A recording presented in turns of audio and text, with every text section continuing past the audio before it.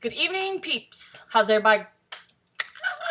Um, so tonight's subject is something that is a matter that I have kind of am still going through, have gone through in the past. Didn't realize I'd gone through it in the past until the last few months, because I don't really know a lot about it. Tonight's depression. That's my topic. That's my subject. I think the reason I didn't know I went through it in the past is because I felt like maybe it's something we're all going to go through when we lose a loved one. That's another subject that I will hit on is suicide. But right now with depression, I realized in the last few months, when you lock yourself basically up in your room, you don't want to eat, you don't want to socialize, you don't want to communicate, you don't want to be around anybody.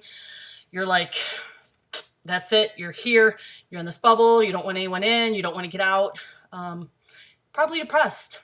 Didn't realize that then. I think maybe I knew a little bit about it or some of it. It's just not something that's talked about a lot. Probably should be because it's here. And there's different things, different reasons that we go through that we hit that point, that we get that way. And there's different reasons in different ways we can get through it or out of it, around it, away from it. So recently, though, it's now January 2017, but back in end of May 2016, beginning of June 2016, I got hit with depression. And a lot of times when it happened to me, was it 5 years, almost 5 years ago, I really cocooned myself. I really didn't talk to anybody. I didn't want to talk to anybody, which if you know me, that is so not normal. That is not you see the dogs wanting to get in action? It is so not the normal. I am somebody that talks and loves people and loves to communicate. I will be the one to show up at that party, show up at that gathering, and I'm a little quiet maybe at first to get to know people, get to know someone, but boy, then it's gone. I am the fun one, people say, or want to be around, invite me to things. They want me there. Not trying to sound conceited. Please note that. It's just, that's what I'm trying to explain to you is who I am. So when it came to a point where I didn't even want to be around my girls, that's going to probably be another subject too. I should probably write that down because I keep mentioning my girls. I think I did in my intro. I mentioned my girl Kate's. I would definitely want to talk about them. So I have to write that down or I'll forget. I forget. So let me get back to the important stuff. I rabbit trail. So fast forward me. Maybe I should put points of when I'm going. And that would be the only thing I'd edit. Maybe in the comments I'd be like, okay, skip from 2 whatever to 3:10 because I'm getting ready to start now. Depression. So the first time I went through depression, I isolated myself big time. My owner at the time was a very giving, loving woman and allowed me to be off work. I literally took off work. I don't even remember now, but I almost feel like it was a month and a half. The reasoning behind that depression, like I hit on a little bit earlier, was suicide. My brother killed himself. And it's a very hard time in my life, very hard time in my family's life, our loved ones, our friends' life. Not something that is talked about a lot and not something we know of a lot. I mean, we hear of it in papers and internet and in society, but because of that, I didn't know how to grieve. I didn't know how to get through it. I didn't know what to do with it. I had this guilt. I had this condemnation. I had this failure that had just come on me, and I didn't know what to do with it. I didn't know who to talk to because I feel at that time I failed as a loved one, as a sibling, as a sister. So the depression got escalated. The closest way I could describe it. And because of that, I can't tell now because I'm a large woman, but I lost a lot of weight. I didn't eat. I drank coffee, a lot of coffee. It filled me up, and I stayed hydrated. Till one day, one of my girls, Caitlin, I don't even know if she remembers this, but I don't even know. Maybe she'll watch it. I don't know. But she came to my job, and she called my crap. She says, Kel, basically, what the heck is going on with you? And that opened my eyes. What is going on with me? And I straight up told her, I think I'm depressed. I don't know about it. I mean, I tried researching it online. There's different symptoms. There's different things that can happen to a person, or ways that can happen to a person. And some of them I had, some of them I didn't have. So I'm like, okay, maybe I'm not, maybe I am. Kept flip-flopping, didn't know. But I believe. I'm not a professor, not a medical, nothing. This is just Kelly me, straight up. I believe when it comes to a point in your life where you got to isolate yourself, and whether you are what people call me, an outgoing person, or you're not, doesn't matter. It's the fact of you don't want to be around people. This last year with my depression, it started getting that way, but it got worse. This time with my depression, I never, and this is going to sound strange and I don't know how else to explain it, but I never had the thought of killing myself. I never had a suicidal thought this time. But I did have thoughts that I don't care if I die. If I die, I die. And I'm not that person. I want to see the kids grow up, graduate, get married, have their own kids.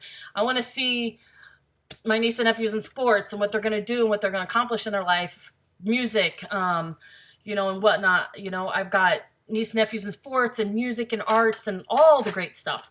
And I want to see them, what they're going to do and what they're going to accomplish. And the rest of my siblings. I have 5 brothers, 3 sisters.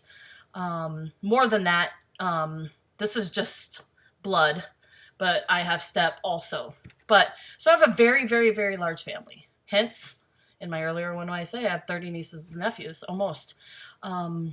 So I just really come to a time this last summer of, I pulled out of my church. I stopped going to church, which is not me. If you know me, I'm in the front row.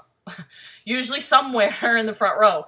If there's an area I can't be in the front row, I get as close as I can up to the front row. I want to hear what pastor has to say. I want to feel the rhythm of the music. I want to feel the Holy Spirit moving. I want to feel the anointing in that church. I want to feel the love, the compassion, the grace, because I need it. But I stopped. I worked this past year, 2016. So I went through it 2 different times. And I threw myself into work. I would be at work 7 days a week. I didn't care. I would come home, tell my loved ones, whoever I seen or whatever, hi and love them and hope their day's going good, and went right up to my room. I set my room up like a house. I had a living room in there. Off my deck, I put my soda. Oh, I'm a Pepsi drinker. Bad habit.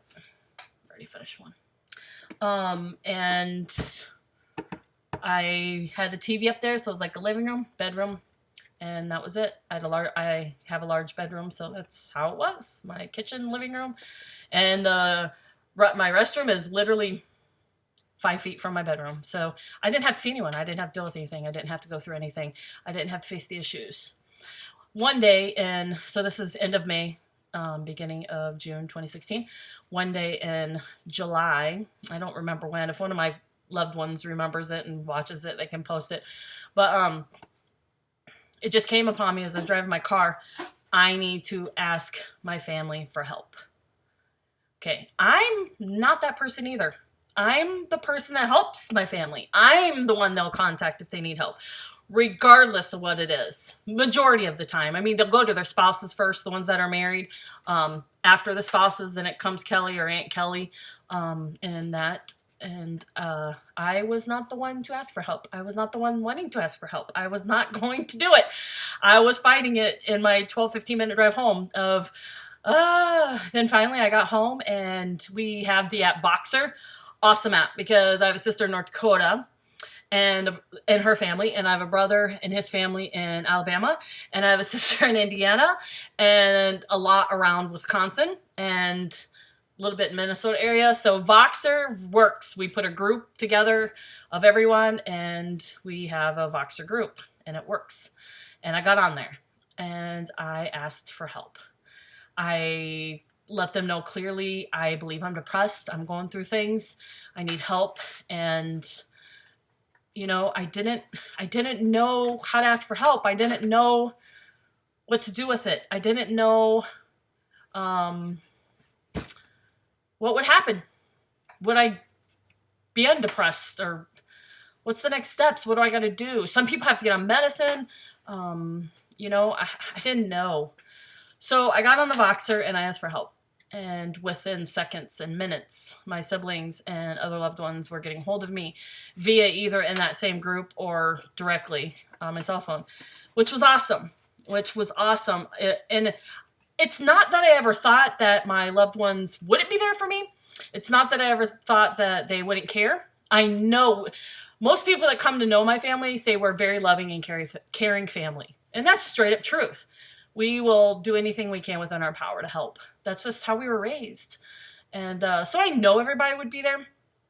But the most important thing was with me is I had to want to get through this. I had to want to ask for help. I had to want to humble myself, maybe.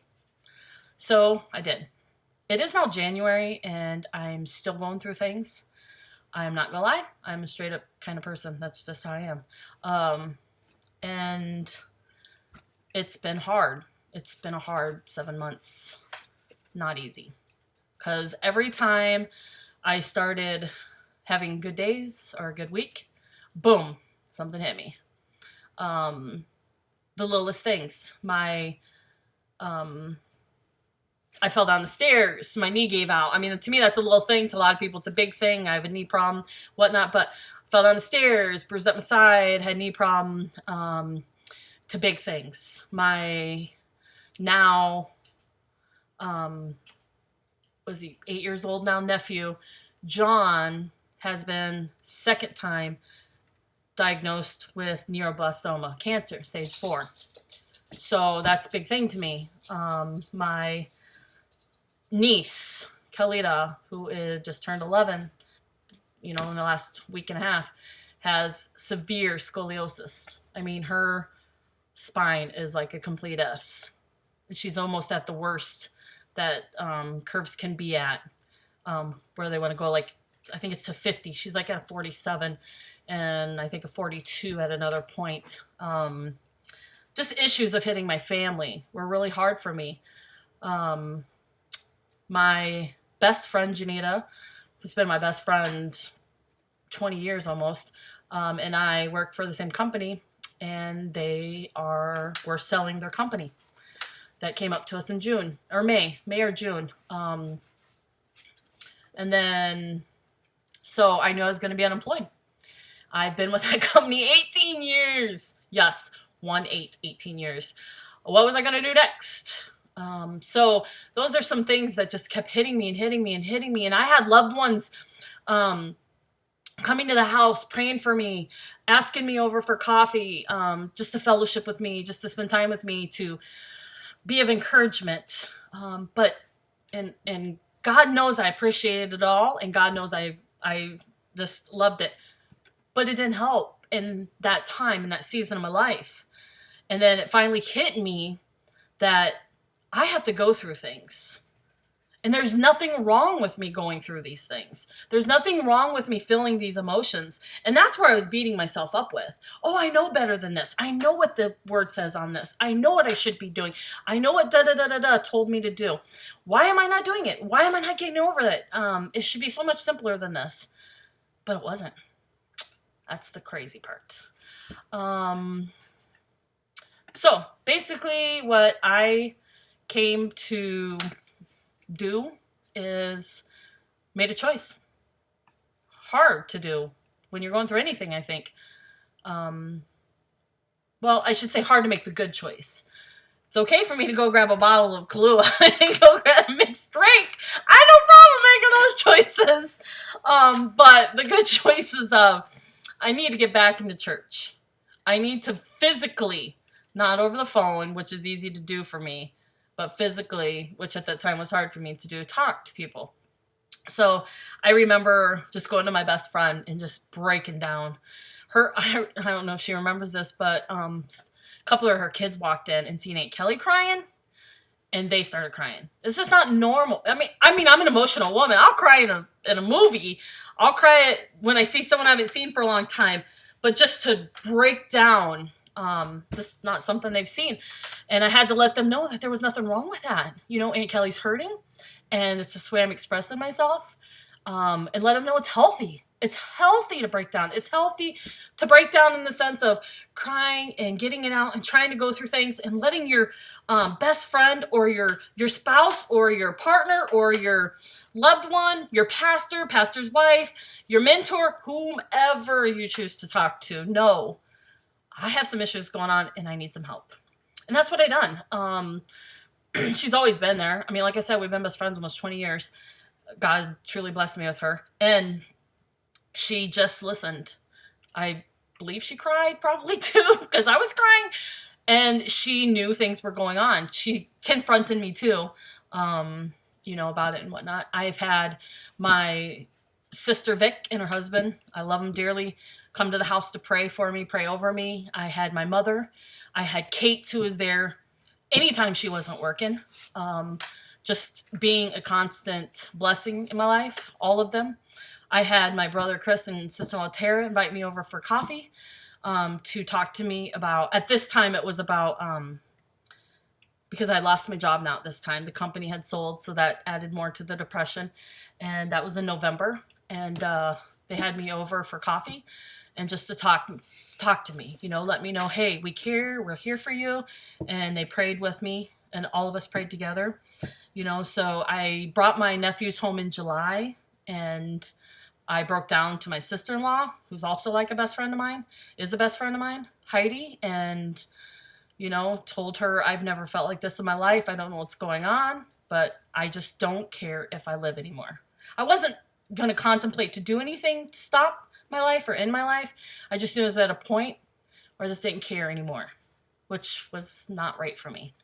So as I kept reaching out to people, I didn't tell the whole world, but in our group Voxers, what I'm talking about when I say I'm reaching out to people, I asked them for prayer, and I believe they all did. My sister Tiffany in Indiana, she got a hold of me, and my sister Misty in Indiana, she got a hold of me, and my sister in North Carolina, Carrie, she got a hold of me. My brother John, into the fall, lived in Florida, and I'm not kidding you. John's older than me. It's John and then me and then the rest of all the kids. We're the two oldest. But my brother John, he voxed me every day. Every single day. And, and he worked overtime, and he's got 5 kids, 5 awesome boys.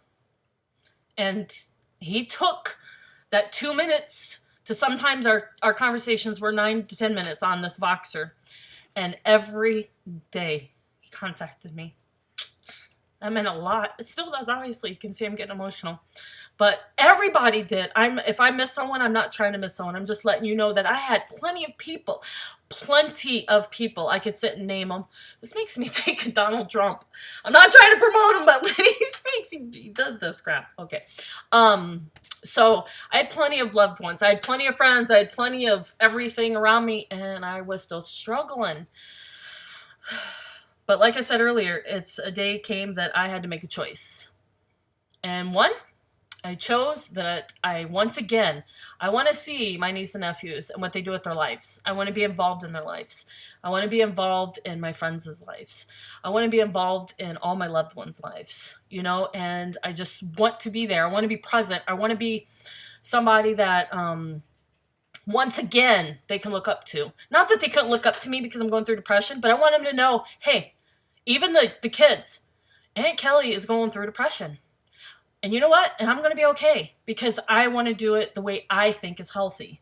I want to go through the things. I want to go through the emotions. I want to go through what I think are problems and get to that other side. And hopefully you can learn from it. So I think part of it is I had to make a choice. Definitely had to make a choice. I had to make a choice. I don't want this anymore. I want to figure out what I'm going through or need to go through. Hence, one of my subjects will be failure. If you remember, 5 years ago, my brother killed himself. Failure, I never got over it. That was a big one that I realized. So in going through these things, I figured out a lot of things. past or recent past, many years past, and whatnot.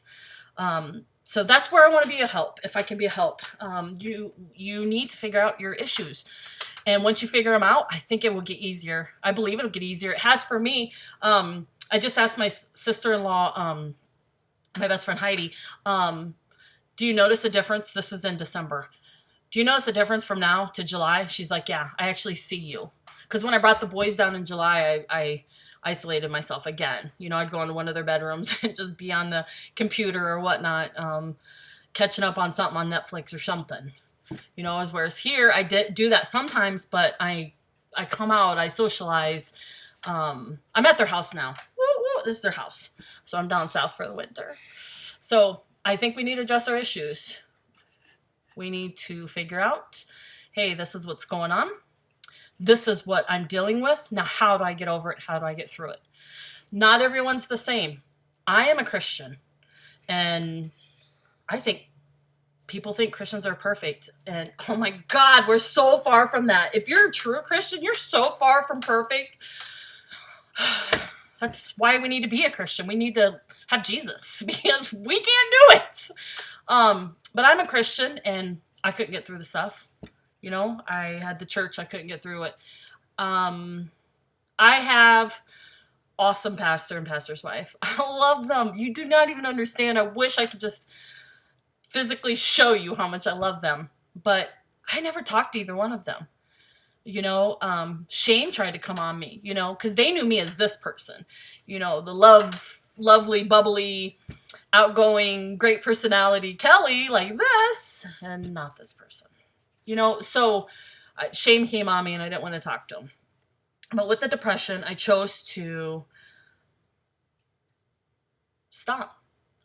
Not being depressed, but stop not doing anything. I chose to do something.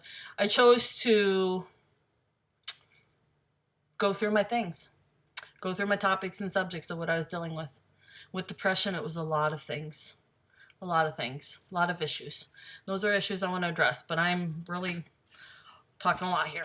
22 minutes. So I gotta need to stop pretty soon, I'm sure. How long are you supposed to do these things for, Jeremiah? He's on the computer. You'll probably hear me say that a lot. He likes to hang out and whatnot, but he's way over in the other room. But, so make a choice. That's what I challenge you with. Make a choice that you're going to get through it. Make a choice you want to get through it. And make a choice to change. Not admit you got depression. If you need to go to professional and get medicine and get help, do it. I encourage you. I'm not against doctors. I love doctors. One of my girls' mom is a nurse, and her dad, or two of my girls' mom is a nurse, and her dad's a doctor. I love the family. Love the family. God gave us doctors. Use them. If you need meds, you need some sort of other help to get you through, then do it. Because I choose that I want to see you live. And if that's what it takes, then choose to do it. Get the medicine. But if you're somebody that doesn't want to do the medicine, then you need to take some more steps. You need to choose to get through it. You know, you need to choose that you're going to confront these topics and these issues. If you sucked 5 years ago or you sucked 10 years ago, then we admit we sucked. Go through that grief and be done with it. And don't allow anything or anyone to put it back on you. And as it will try to come back on you because that's how it is. We're in the world, you know, and make the choice not to take it. Or if you start taking it, get rid of it as soon as you can. Because once that starts building up, it's harder to get it back down to the bottom and get rid of all that crap again. So, like I said, I challenge you, make a choice. Make a good one. I believe in you. You can do it. And if you have no one, you think you have no one, or you just want to talk, comment. I will do the best I can. I'm not on here, obviously, very much. But I'm going to choose to be if somebody needs something. I'm going to choose. So, make a choice. God bless.